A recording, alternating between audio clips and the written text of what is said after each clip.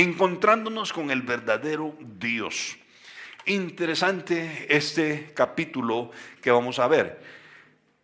Muchos de ustedes han estado aquí desde el inicio de Primero de Samuel.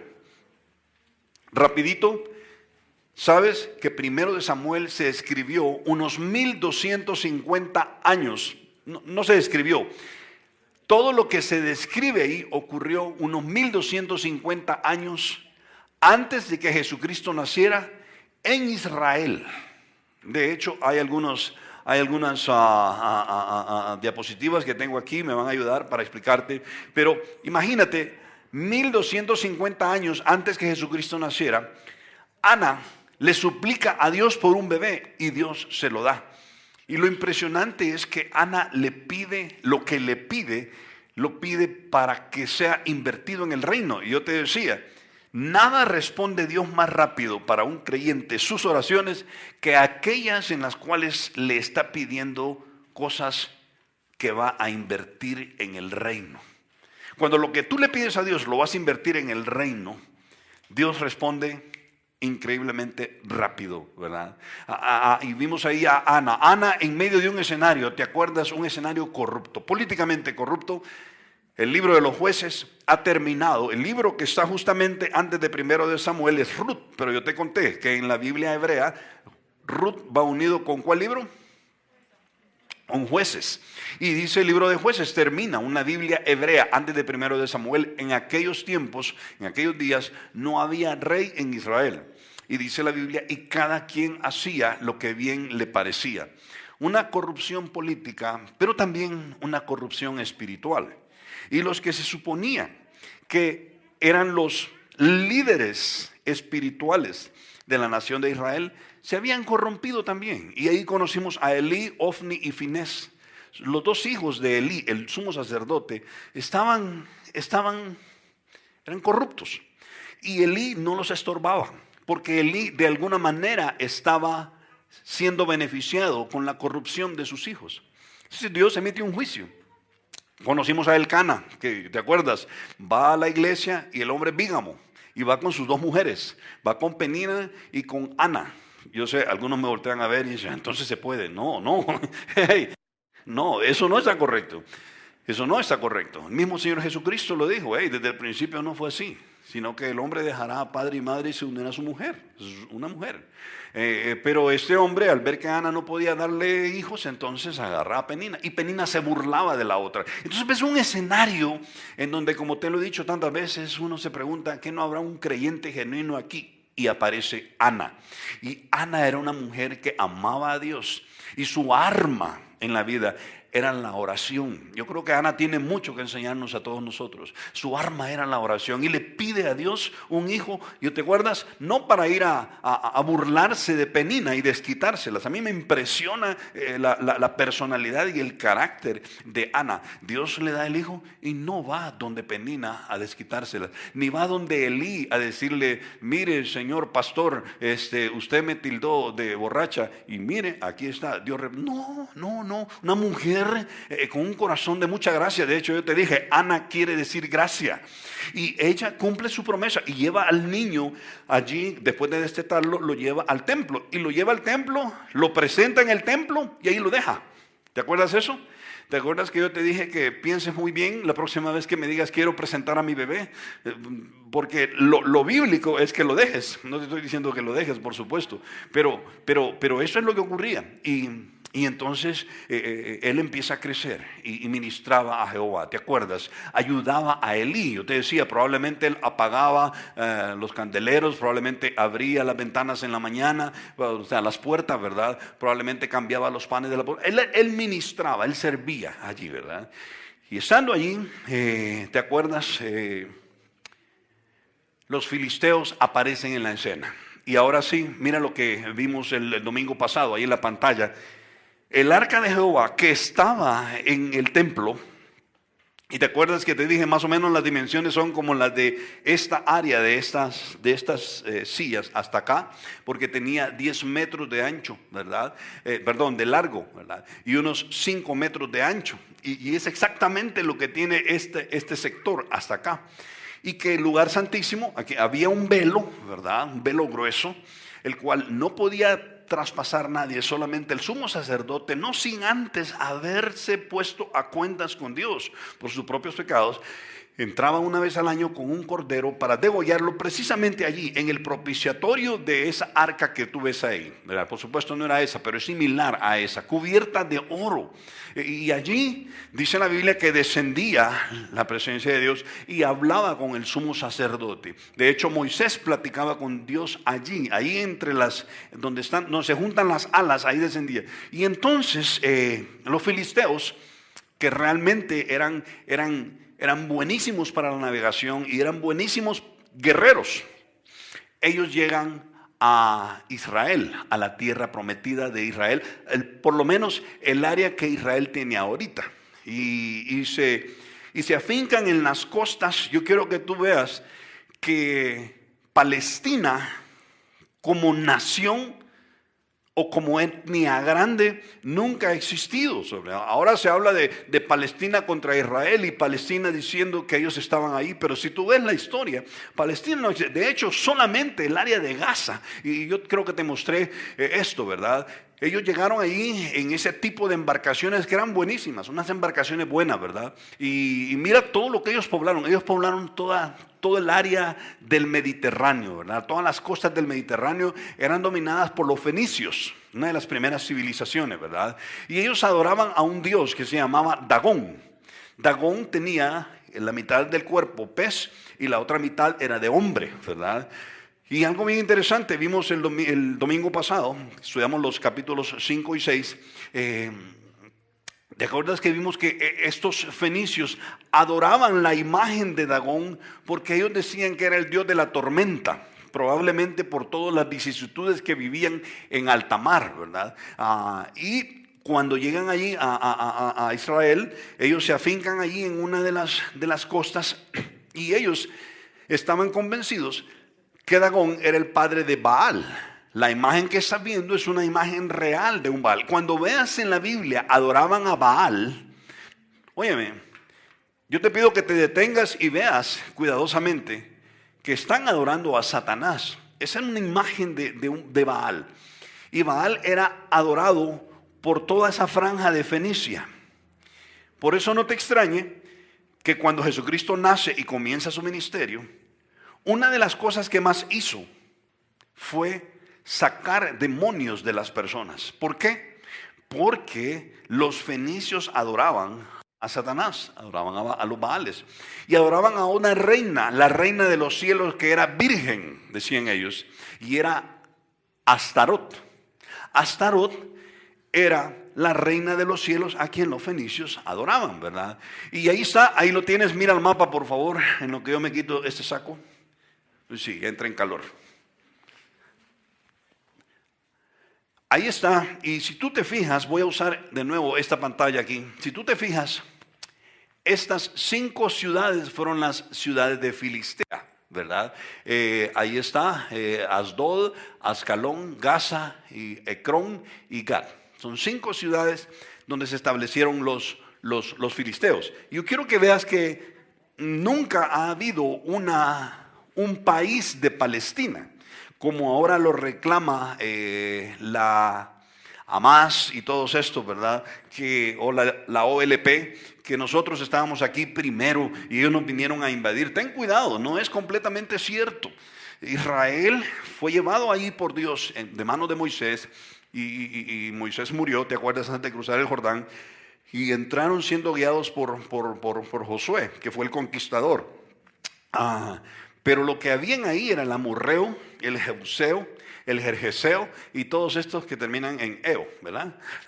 Ahí estaban y esas fueron las tribus que ellos fueron conquistando. Hay que tener en cuenta eso. ¿Recuerdas el domingo pasado que vimos? Y mira ahí en la pantalla, por favor. Que en azul tengo estas 2 estrellas, pero las otras son rojas.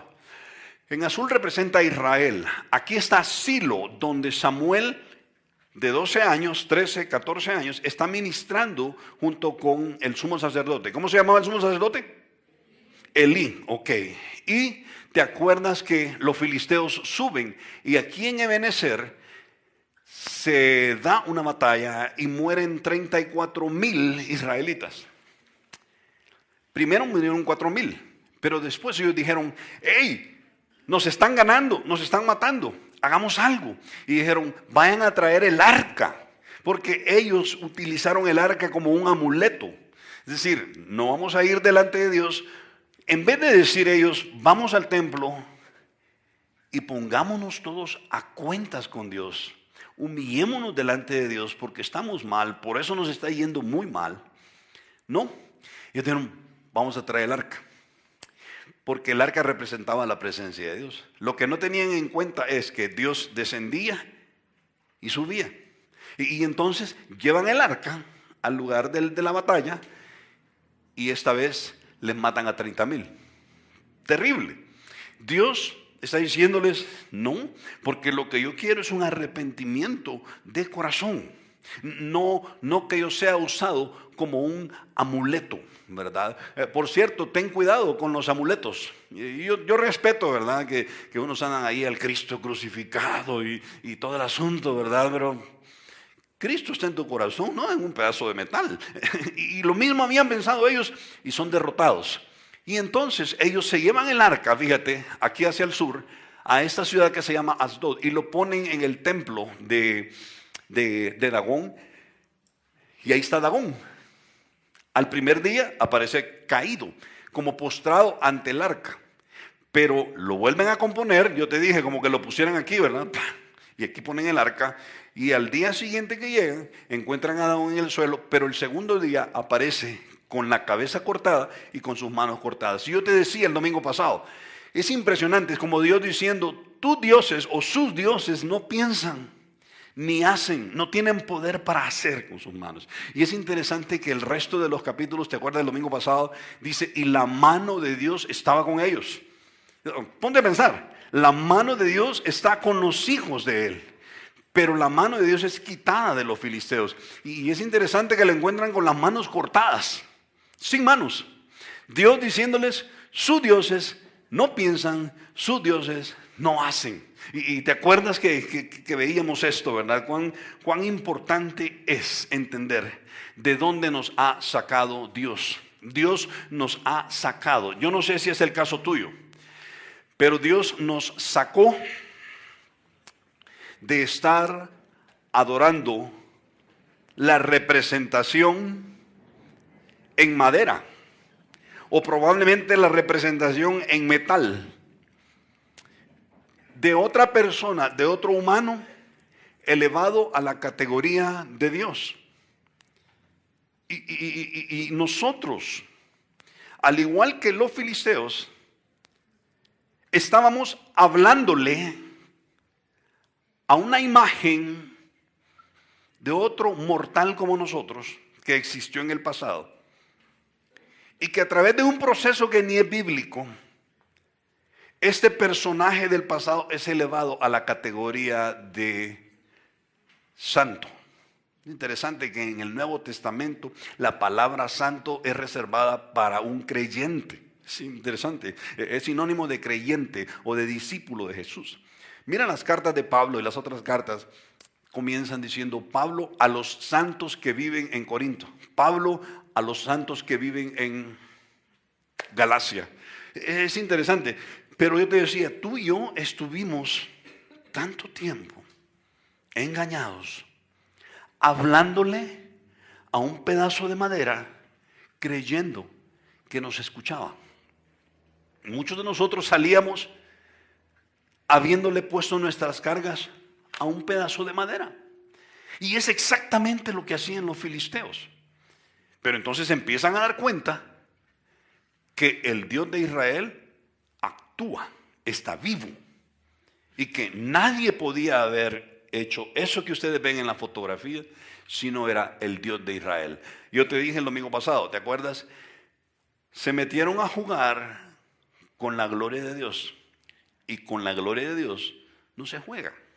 Y entonces Los dioses son falsos. Y vimos, ¿te acuerdas el Salmo 115? No a nosotros, oh Dios, los ídolos de ellos, dice el Salmo. Tienen orejas y no oyen. Tienen ojos pero no ven. Boca tienen pero no hablan. Tienen pies pero no caminan. Por eso los tienen que andar cargados. Eso dice el Salmo. Y de ahí fue donde nos sacó Dios. Para conocer al Dios vivo, al Dios real, a Jesucristo que murió y resucitó y vive por los siglos de los siglos. Y eso es lo que ellos vieron ahí, ¿verdad? Y yo te contaba que entonces ocurrió algo. Dios dice, ok, se metieron a jugar conmigo. ¿Sabes qué? Llevan el arca delante de Dagón, casi como queriendo jugar al gato y el ratón. Dagón, nuestro Dios, es el gato y el Dios de Israel es el ratón. Vamos a jugar con él, sin ponerse a pensar que la Biblia dice que él es el león de la tribu de Judá. Se metieron a jugar al gato y el ratón con un león, y entonces ocurre todo esto y Dios emite su juicio. ¿Y sabes qué hace?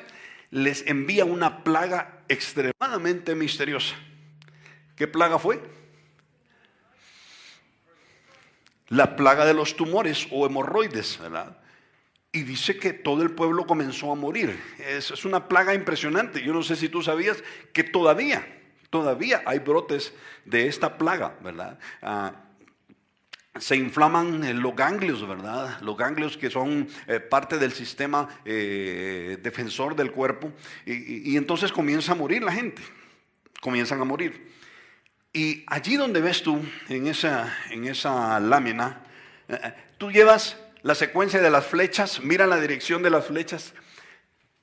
Ellos lo traen al templo de Dagón, en Asdod. Entonces dicen, no, está muriendo mucho de nuestro pueblo, ¿verdad? Pero no querían dar su brazo a torcer y no dijeron, regresemos el arca a Silo, porque entonces quedaban mal. Y la mandan hacia Gat. ¿Y sabes qué ocurre ahí en Gat? Empieza a morir un montón de personas. Los reyes tienen un concilio ahí, se reúnen y dicen, realmente es el Dios de Israel el que nos está matando, y es por el arca. Y entonces la envían a Ecrón, y estando en Ecrón, es impresionante que ya no consultan a los reyes, a los 5 príncipes de Filistea, sino que en esta ocasión van a consultarle a los sacerdotes, que eran una especie de magos o adivinos. Y entonces los magos o adivinos les dicen, miren, hagan algo. ¿No se han dado cuenta ustedes que quien nos está matando es el Dios de Israel? Porque nos hemos puesto a jugar con su gloria. Entonces los filisteos dicen, ¿y qué tenemos que hacer? Devuelvan el arca. ¿Pero cómo la devolvemos? Pónganla en una carreta nueva y en 2 vacas. Y a las 2 vacas le ponen el yugo. Eso sí, las 2 vacas tienen que estar criando sus becerros, ¿verdad? Y la envían. Si la carreta se va derecho hacia Silo, entonces fue Dios el que hizo toda esta mortandad. Pero si la carreta regresa, entonces no es Dios. ¿Y sabes qué? Lo pasan en cadena nacional de televisión para que todos los filisteos supieran, porque había un truquito. ¿Cuál era el truquito? Los becerros estaban tiernitos, las ubres de las vacas llenas de leche, y ellas necesitan, por instinto, necesitan alimentar a sus becerros. Número 2, es a los bueyes, a los machos, a los que se le pone el yugo, no sin antes entrenarlos. Y ellos muy listos tienen un plan. O sea, el truquito va a estar ahí. Las vacas no se van a ir derecho. Las vacas van a regresar donde sus terneros. Y ocurre algo sobrenatural que solamente Dios podía hacer. Las vacas, y es interesante, sabes que hay un versículo en la Biblia que dice que el buey conoce a su amo, así dice. Y Dios les ordena a las vacas, no sé cómo les dijo, vacas, no pidan vía con la lengua, sigan derecho. Y las vacas se van derecho. hacia Silo, para sorpresa de todos los filisteos. Y quedaron mal parados los 5 príncipes de Filistea. ¿Sabes por qué? Porque con la gloria de Dios no se juega. 1, 2, Dios no habita en un pedazo de madera. El Dios vivo, el Dios verdadero, el Dios que adoramos, que es Dios Padre, Dios Espíritu y Dios Hijo, a quien conocemos con el nombre de Jehová. Él vive reinando sobre, y esta mañana Él está sentado en su trono y gobierna el universo. Pero oye, qué impresionante, ahora vive en el corazón de todo aquel que ha tenido un encuentro con Él, se ha puesto a cuentas con Él y ha dicho: basta de creer lo que era falso, yo te creo solo a ti. Y basta de una vida de tinieblas, yo quiero caminar contigo. ¿Sabes? Dios llega a morar en el corazón y no se va, y vive ahí. Por eso es que a mí me gustan los tiempos de alabanza. No solo por el piano. A mí me han dicho que deje de tocar piano, pero yo no voy a dejar de tocar piano. Me encanta el piano, es mi hobby, ¿verdad? Pero el tiempo de alabanza es tan especial, y el tiempo de la iglesia es tan especial. ¿Sabes por qué? Porque están juntos un montón de templitos donde Jesús vive adentro. Entonces hay una, voy a decirlo en frases, en palabras que tú lo vas a entender rápido. Hay una vibra especial. Hay un sentimiento tan especial. Porque ponte a pensar, son personas que al igual que tú tienen a Jesucristo morando en su corazón. Cuando la iglesia se reúne es algo precioso. De hecho, en la palabra eclesía es asamblea, aquellos que son llamados a estar juntos, ¿verdad? Y ahí está. Y entonces ellos finalmente, el arca llega a Bet-Semes, y en Bet-Semes pasa el arca, si yo no me equivoco, ahí lo tienes, pasa 20 años. Ahora vente conmigo. Y ahora que entroncamos con lo que nos toca estudiar esta mañana, te va a ser más fácil. Vente al capítulo 7, por favor. Vente al capítulo 7. Mira qué interesante ahí, versículo, quizás para entender. Mira, versículo 19 del capítulo 6. Entonces Dios hizo morir a los hombres de Bet-Semes porque habían mirado dentro. Y ahora estamos hablando ya no de filisteos, ahora son israelitas, porque habían mirado dentro del arca de Jehová. Hizo morir del pueblo 50,070 hombres. Y lloró el pueblo, porque Jehová los había herido con tan gran mortandad. Y dijeron los de Bet-Semes: ¡qué tremendo! ¡Qué conclusión! ¿Quién podrá estar delante de Jehová, el Dios Santo? ¿Sabes que uno de mis salmos favoritos es aquel que dice: oh Jehová, delante de ti ninguno puede estar de pie, pero en ti hay perdón para que seas reverenciado? Así dice.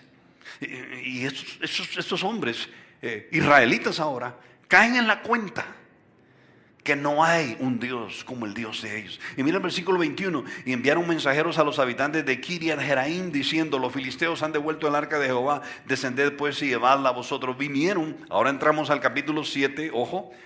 Vinieron los de Kiriat Jeraim y llevaron el arca de Jehová y la pusieron en la casa de Abinadab. Ahora, ese nombre probablemente no te dice mucho. Abinadab era descendiente de la línea de Aarón, el primer sumo sacerdote. Entonces estaba correcto que este hombre manipulara el arca. Y dice ahí: situada en el collado, santificaron a Eleazar su hijo para que guardase el arca de Jehová, descendiente de Aarón. Desde el día en que llegó el arca a Kiriat Jeraim pasaron muchos días. ¿Cuántos años? 20 años. Y toda la casa de Israel lamentaba, lloraba en pos de Jehová. Ahora mira, yo quiero que veamos algo, aparte de lo que está ahí. Hermanos, yo lo que encuentro en el capítulo 7 son 2 ciclos en la vida de los creyentes. El ciclo de desobediencia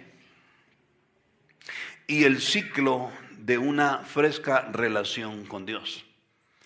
Y yo quiero animarles, iglesia, quiero animarles a mantenerse en el ciclo de la sana comunión con Dios. Porque si tú te descuidas, siendo hijo de Dios, puedes caer en un ciclo y te vas a empantanar y no salir de ahí, y es el ciclo de la desobediencia. Ese ciclo de la desobediencia es triste. Es triste. Ponte a pensar, los judíos pasaron 20 años fascinados con otros dioses. Y yo sé, tú vas a decir, hermano Checho, pero ¿y por qué usted dice otros dioses? Que había idolatría. ¿Continuaba la idolatría? Sí, continuaba la idolatría. Vente conmigo, por favor, ahí, versículos 3 y 4. Mira el versículo 3. Habló Samuel a toda la casa de Israel, después de 20 años, diciendo, si de todo vuestro corazón os volvéis a Jehová, ojo, quitad los dioses ajenos. Ahora, si tienes un bolígrafo, te animo a encerrar esa frase. Quita tus dioses ajenos. Y nota que dioses es con D minúscula. Quita tus dioses ajenos y a Astarot, la Virgen Astarot. Por cierto, era la Virgen, y qué curioso, ella era la diosa de la fertilidad para los fenicios. Cuando la adoraban, iban delante de la figura de... ¿Sabes qué? Yo vi la figura en internet y me dio pena mostrárselas.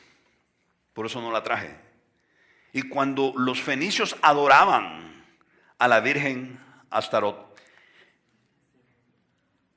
ellos tenían danzas y orgías enfrente de la imagen, creyendo que de esa manera estaban exaltando a Astarot. Y preparad, les dice Samuel, sus corazones, ¿para quién? Para Jehová. Y solo a Él sirvan. Y Él les va a librar de la mano de los filisteos. ¡Qué impresionante! Allí yo veo una adoración religiosa, una idolatría religiosa. Pero yo quiero que tú veas, y probablemente tú dices, pero Checho, ¿y qué tiene que ver el que los israelitas, el pueblo de Dios, adorara a una imagen? ¿Qué tiene que ver la idolatría de Israel conmigo? ¿Qué tiene que ver la idolatría de Israel con Nelson Rivas en el 2017 en la ciudad de Guatemala? Te doy la respuesta. Mucho, muchísimo. ¿Sabes por qué? Yo te lo he dicho. Siempre el Antiguo Testamento describe cuadros y tipos de algo que iba a ocurrir en el Nuevo Testamento y en nuestra época. Fíjate, la idolatría del pueblo de Israel nos habla a nosotros de una idolatría y probablemente si tú has conocido al Dios vivo, dijiste, no más adorar imágenes, no más rituales que son inventados, no más me meto en eso, no participo en eso, perfecto. Pero de pronto pasa el tiempo y tú y yo podemos llegar a decir, ay, qué aburrido esto, ¿verdad? Y empezamos a quitar nuestra vista de Dios y la colocamos en otra gente, en otra persona o en otra cosa o en otra actividad. Y se puede volver nuestro Dios. Nuestro Dios. Mira, Pedro y Pablo, pilares de la iglesia, nos lo advierten. En 1 Pedro 4:3 lo dice Pedro y en Colosenses 3:5 lo dice Pablo. Dice, sí, Checho, pero yo no ando detrás de un ídolo. Ahora ten cuidado. Existe una idolatría que es una idolatría en el corazón.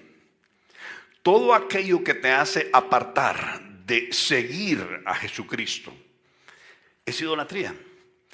¿Cómo cuál es, Checho? Bueno, veamos qué dice Pedro. Basta ya, dice Pedro, y está hablando a la iglesia, a nosotros, baste ya el tiempo pasado. Yo pongo mi nombre ahí. Baste ya el tiempo pasado, Checho, para haber hecho lo que agrada a quienes. En la Biblia, los gentiles, yo te dije, por raza son los que no son judíos, pero espiritualmente son los que no conocen al Dios vivo. Checho, basta ya andar haciendo lo que hacen los que no quieren nada con Dios. ¿Andando en qué? En lascivias. Y lascivia es desorden sexual. en concupiscencia. Todo el morbo que te puede producir algún hábito. Esa es concupiscencia. Embriagueces. Checho, va a hablar de embriagarse. Óigame, yo quisiera decirte no. Pero embriagarte puede ser tu ídolo. Tu ídolo. Puede ser aquel o aquello que te hace estar contento otra vez. Cuando tú estás viviendo para el Señor, ay, qué aburrido. Mire, echémonos aquí entre me hace estar contento otra vez. Sí, mire, si no es pecado, dígame dónde dice la Biblia, no es pecado, no es pecado. Y yo siempre digo, ok, no es pecado. Pero y entonces, a mí lo que me preocupa no es que si sea pecado o no. Lo que me preocupa es que de pronto Cristo ya no es tu alegría. Tu alegría es eso. Y yo sé que aquí me están viendo como venaditos alumbrados. Y si tú tienes problema con eso, yo te animo a que tengas cuidado. ¿Y sabes cuál época hay que cuidarse más? Bienvenidos. En estas fiestas, en esta época donde tienes que cuidarte más. Si tú tienes una debilidad o en el pasado has tenido debilidad con esto, dice embriagueces, orgías y disipación. ¿Y qué dice ahí? Idolatrías. ¿Habla de una imagen? No habla de una imagen.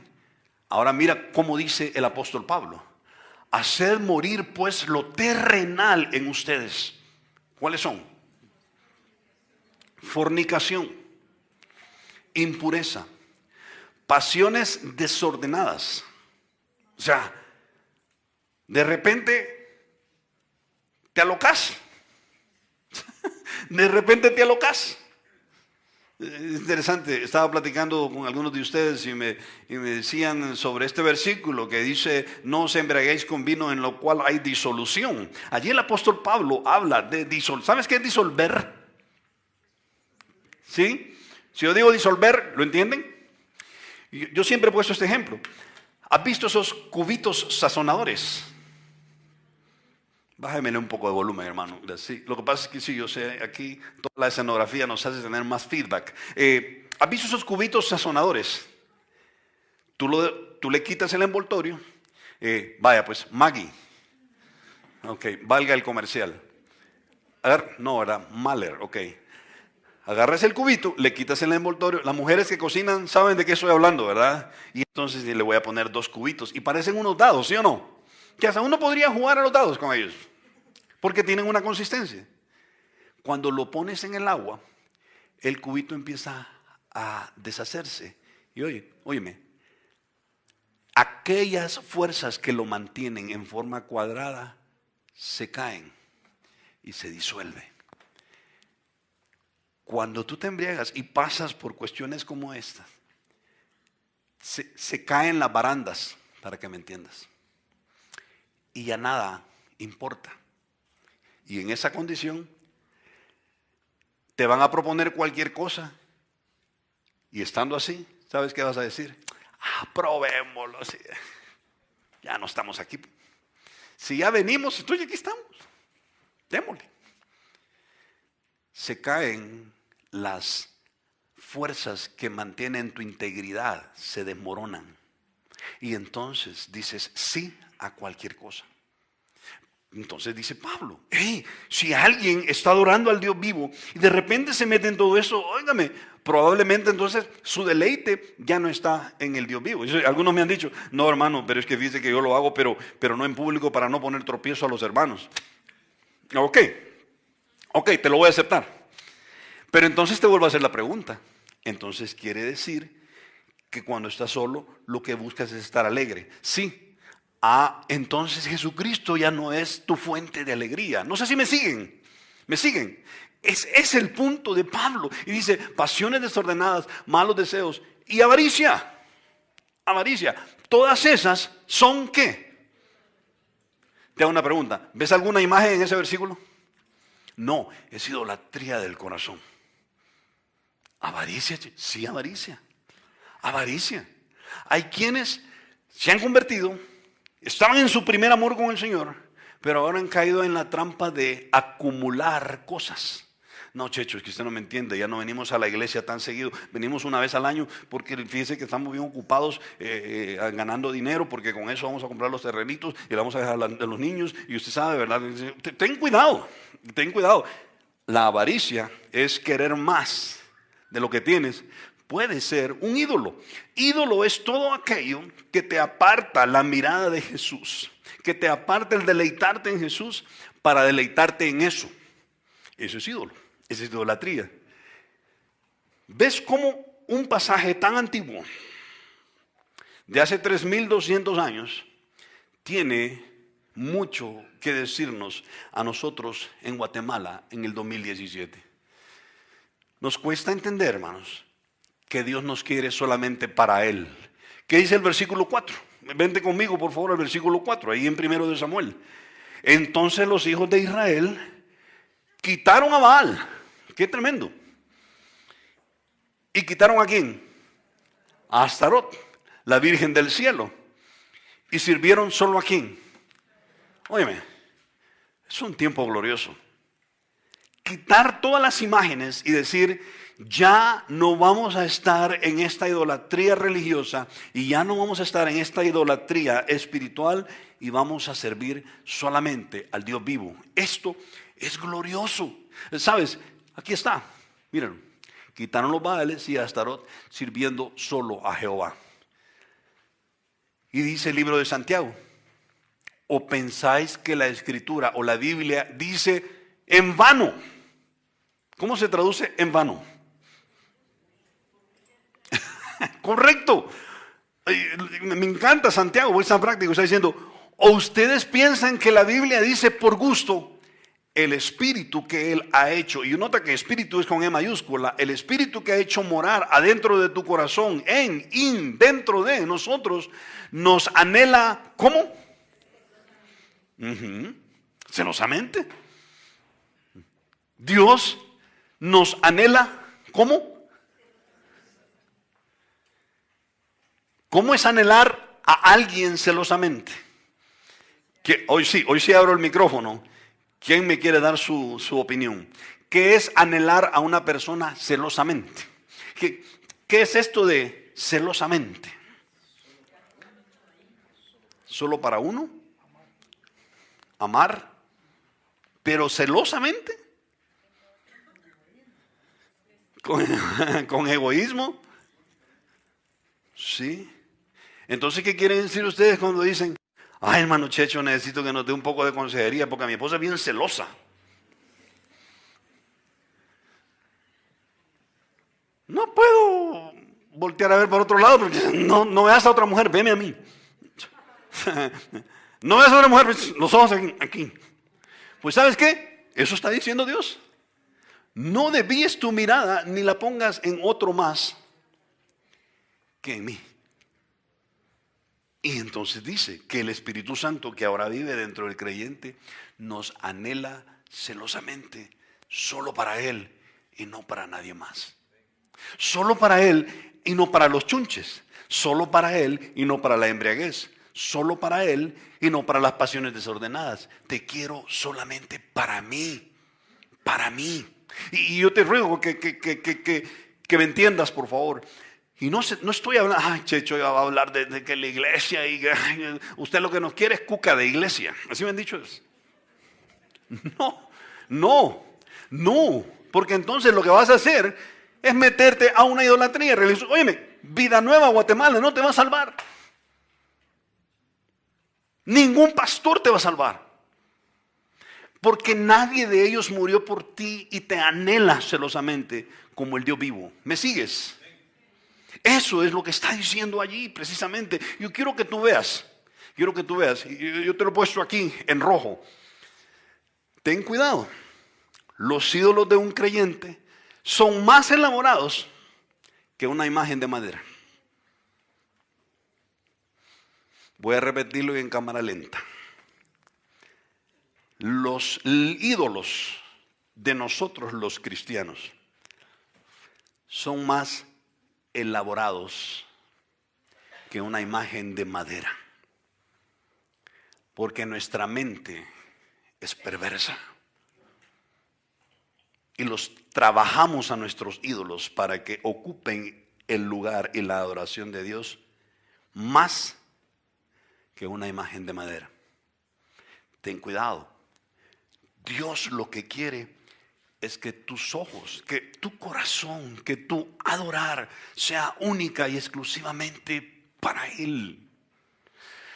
Hay un canto que a mí me gusta tanto.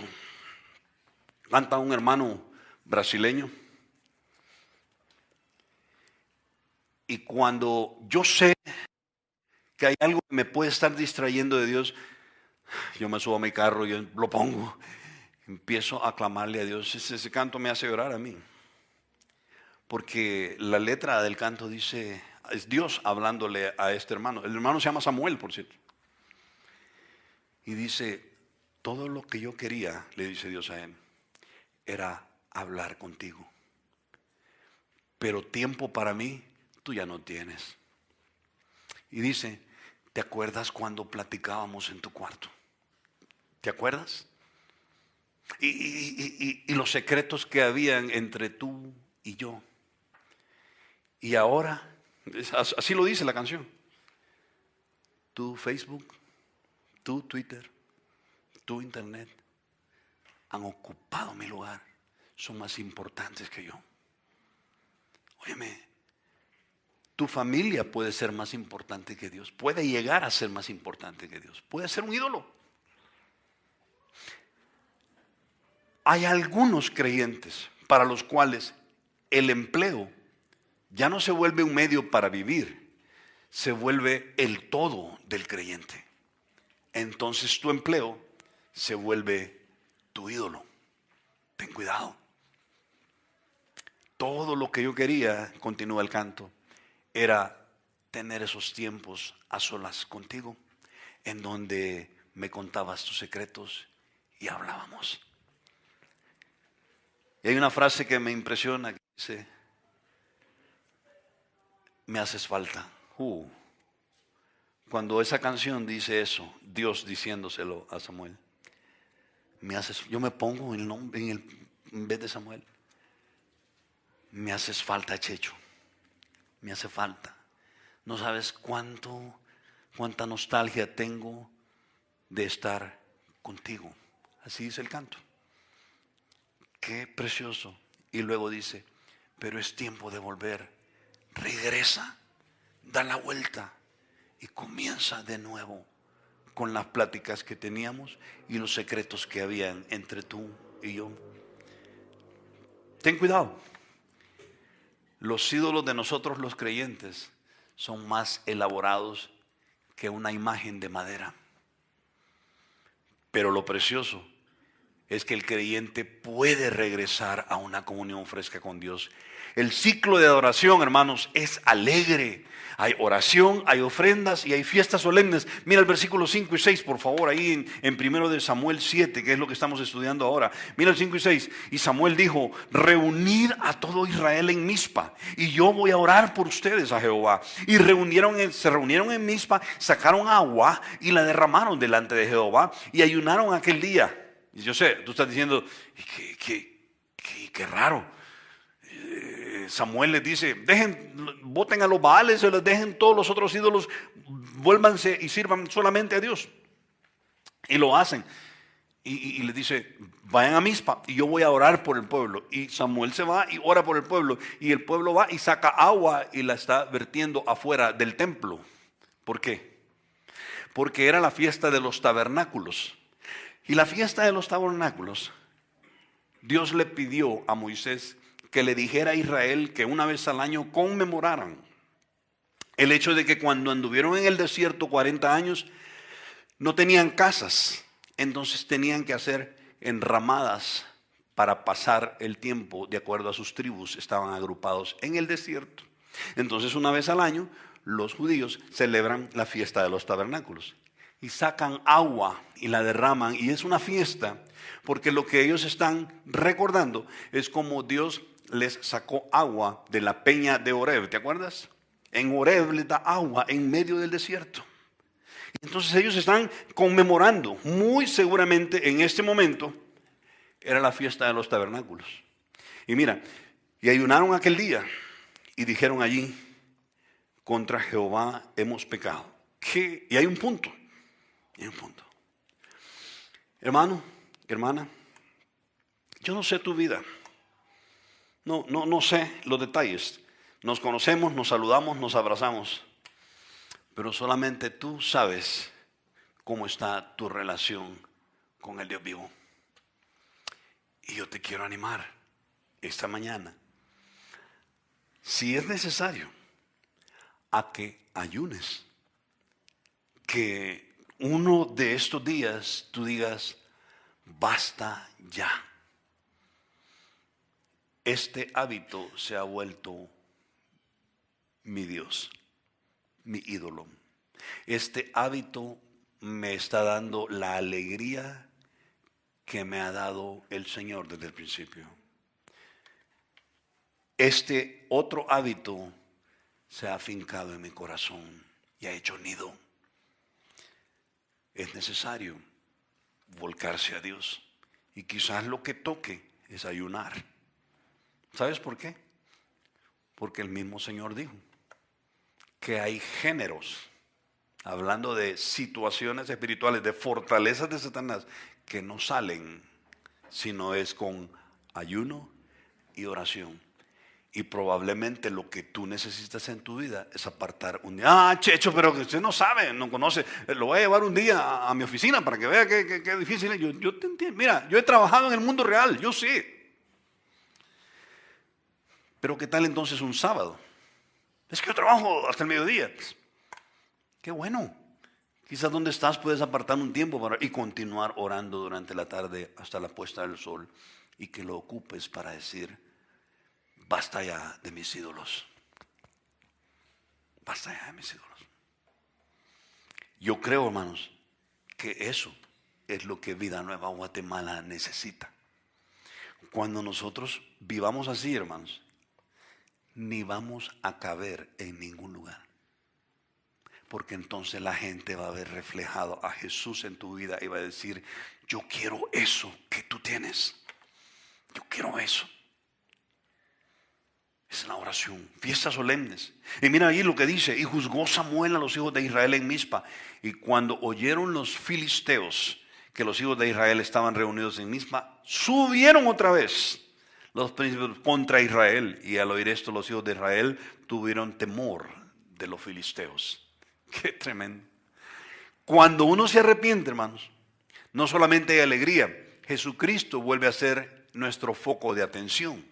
El Dios vivo y no una imagen vuelve a ser nuestro foco de atención. ¿Qué ocurrió? Mira el versículo 8. Entonces dijeron los hijos de Israel a Samuel. ¿Qué le dijeron? ¿Qué dijeron? ¿O acaso dijeron, vamos a traer el arca, porque ahí vienen los filisteos? ¿Dijeron eso? No, ¿te das cuenta que han dejado su idolatría? E hicieron lo que debieron haber hecho 20 años atrás cuando los filisteos los invadieron. Era ir delante de Dios y decir, hemos pecado contra ti. Me arrepiento. Me arrepiento. Qué tremendo. Y le dicen a Samuel, no dejes de clamar por nosotros a Jehová nuestro Dios para que nos guarde de la mano de quienes. Qué tremendo. No dijeron, por favor Samuel, quédate en el arca, tráete el arca. Y Samuel tomó un cordero de leche y lo sacrificó entero en holocausto a Jehová. Y clamó Samuel a Jehová por Israel y Jehová le oyó. ¿Ves a Jesús en ese versículo? ¿No ves a Jesús ahí en ese versículo? Ahí está mencionado el nombre de Jesucristo en ese versículo. El Cordero. Samuel fue a hacer lo que Dios había establecido. La salida después del arrepentimiento es voltear a ver al Cordero. Solo el Cordero y el derramamiento de su sangre puede darte perdón de pecados, darte un nuevo corazón. Mira, y lo sacrificó entero en holocausto a Jehová. ¿Sabes tú que hay como 4 tipos de ofrendas? Una de ellas es holocausto. Y holo quiere decir completo, causto, quemar. Jesucristo fue muerto por completo su cuerpo, no solo parte, hasta la puesta del sol, que fue sacado o quitado de la cruz. Holocausto. Y clamó Samuel a Jehová por Israel. ¿Y qué dice ahí? Y Jehová le oyó. Yo estoy seguro que Dios le oyó a Samuel por el pueblo, porque había visto el corazón arrepentido de Dios. Óyeme, yo te animo a que vayas a tu casa, te encierres y platiques. Óyeme, es tan importante tu relación con el Señor que vale la pena apartar un día para ponerse de nuevo a cuentas con Dios y decir: Señor, ya no más esto. Señor, ya no más aquello, porque me está corrompiendo el corazón. Y es el trono que tú ocupas, y ese no le pertenece a nadie. Díselo: Señor, yo quiero volver a los tiempos del primer amor cuando te conocí. ¿Por qué no? La Biblia dice que el corazón contrito y humillado no rechaza a Dios. De hecho, es lo que a Él le encanta. Sus hijos comienzan a ganar batallas y sin armas. Hermano, entonces tu vida va a ser una verdadera victoria. Una verdadera victoria. Mira versículo 10, por favor. Y aconteció que mientras Samuel sacrificaba los holocaustos, los filisteos, o el holocausto, los filisteos llegaron para pelear con los hijos de Israel. Mas Jehová, ojo, ¿qué dice ahí? ¿Tronó quién? Dios tronó en toda Filistea. Y cuando dice tronó, ¿sabes qué quiere decir? Que tronó. Se escuchó en toda Palestina, en todo Israel. Él, cuando habla y cuando actúa, no lo va a hacer a medias. Tronó Dios. Y tan fuerte fue su trono. Qué interesante, qué interesante. Dagón era el dios de qué? No me digan, yo se lo dije. El dios de la tormenta. Y aquí Dios truena. ¿Tú has escuchado truenos que te hacen ponerte nervioso? Qué horrible, ¿verdad? A veces el rayazo que cae antes, y si cae cerca, ponte a cuenta con el Señor. Pero casi que se siente, ¿verdad? Y uno se queda, ya va a sonar. Y de repente, ¡plum! Que se escucha. Se puede escuchar en todo un país. En toda Guatemala se puede escuchar un trueno. Tronó Jehová en aquel día con gran estruendo sobre los filisteos y los atemorizó, y fueron vencidos delante de Israel. Les dio miedo. Y saliendo los hijos de Israel de Mizpa, siguieron a los filisteos, hiriéndoles hasta abajo de Bet-car. Qué tremendo, hermanos. Cuando los hijos de Dios se ponen a cuentas con Él, ayunando y diciéndole: Señor, quítame este hábito, no me gusta, caigo en él, yo soy tu hijo, y un día yo decidí seguirte, Señor. Cuando un hijo de Dios se arrepiente, lo reconoce y se pone a cuentas con Él y comienza a caminar con Él, empiezan las victorias, victorias que antes no se ganaban de ninguna manera. Sí. A veces me invitan a predicar a otra iglesia y a veces yo saludo. ¿Qué tal? ¿Cómo está? Bien, varón. ¿Cómo está usted? Muy bien. ¿Y usted cómo está? Pregunto yo. En victoria, varón. Y muchas veces, yo no voy a criticar, no conozco el corazón de los hermanos.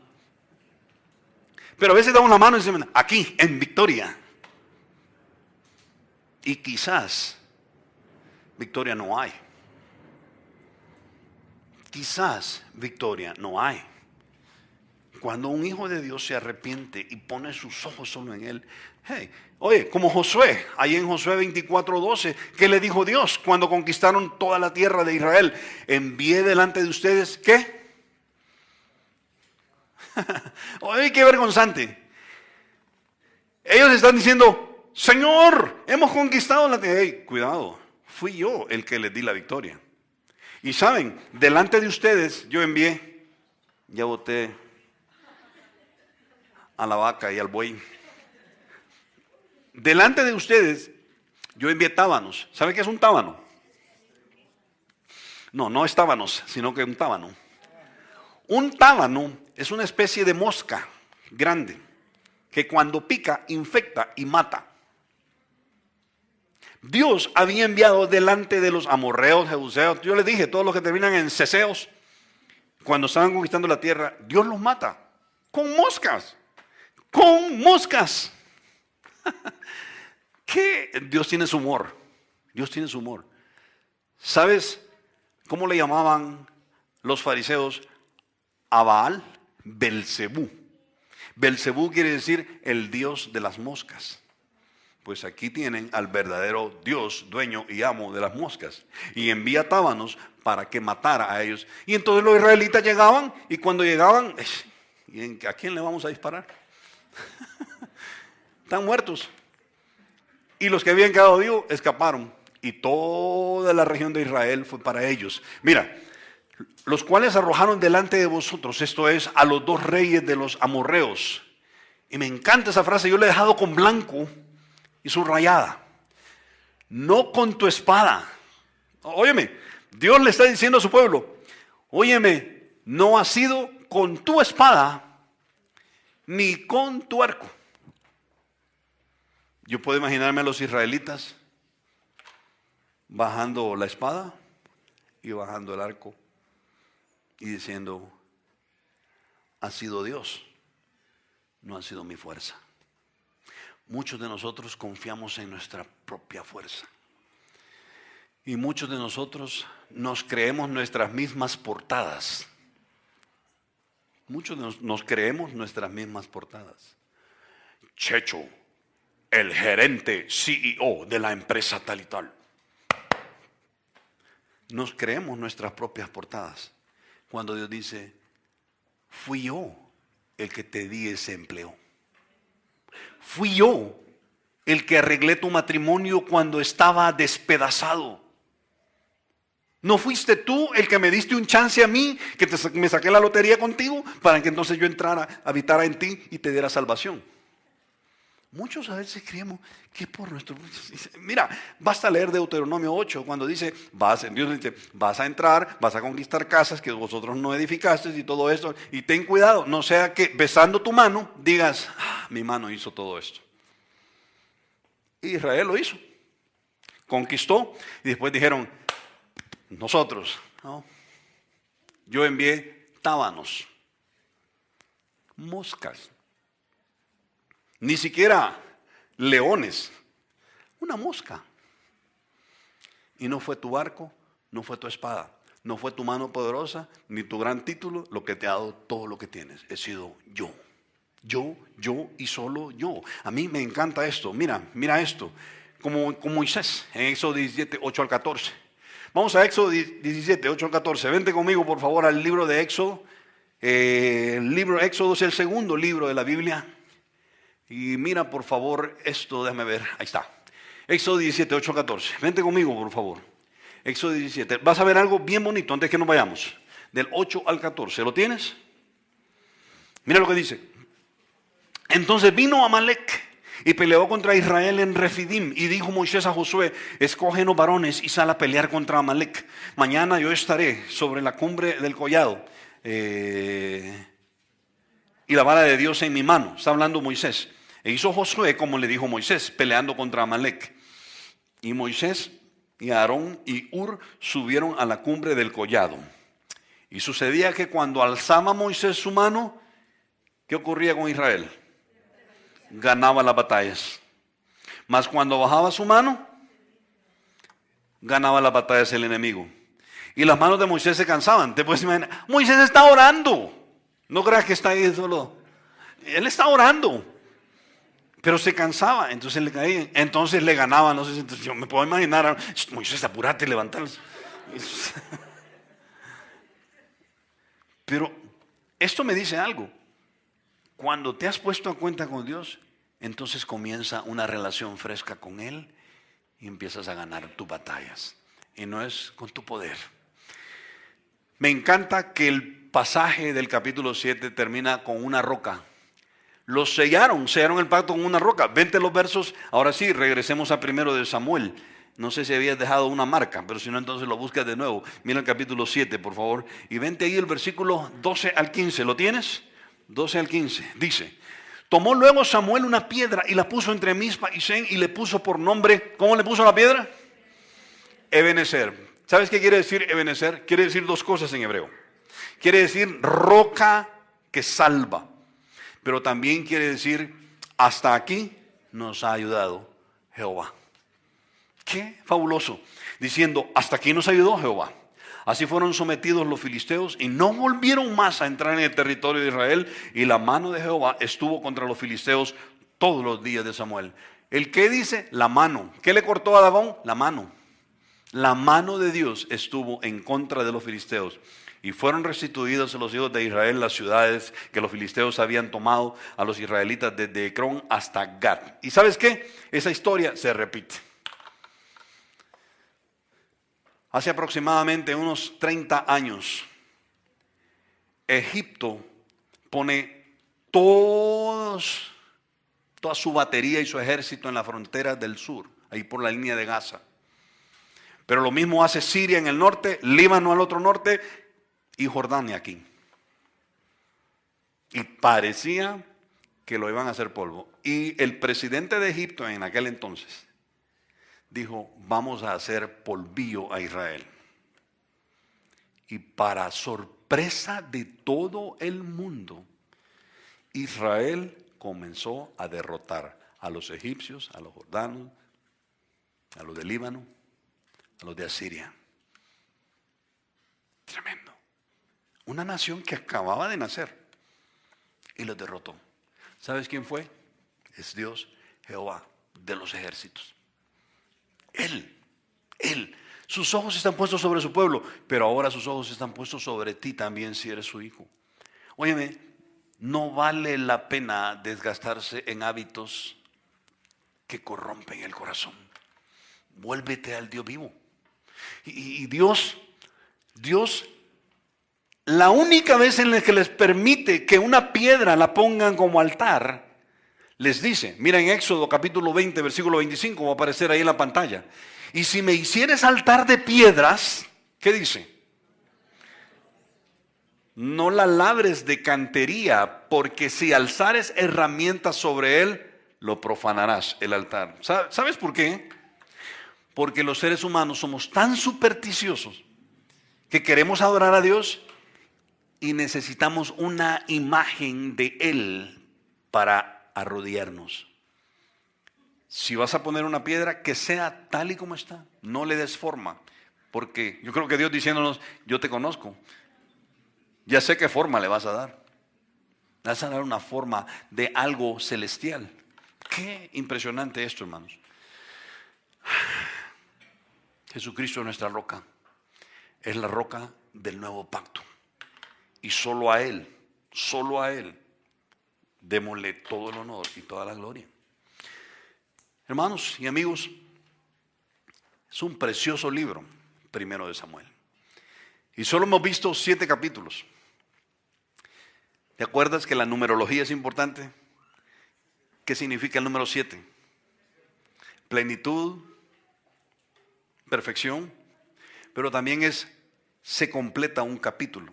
Y es interesante que en primero de Samuel, con el capítulo 7, se completa un ciclo en la vida de Israel.